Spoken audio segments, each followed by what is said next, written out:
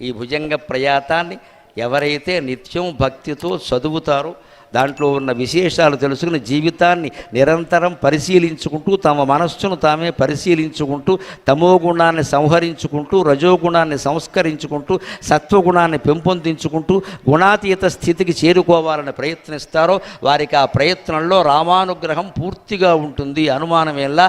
అంతేకాదు చదివిన వారందరూ రామచంద్రమూర్తిలాగే మారతారు, ఆ రామచంద్రమూర్తికి ఉన్న ఖ్యాతి అంతా వారికి వస్తుంది అని శంకరాచార్య స్వామి దీన్ని ఫలశ్రుతిగా ప్రకటించారు.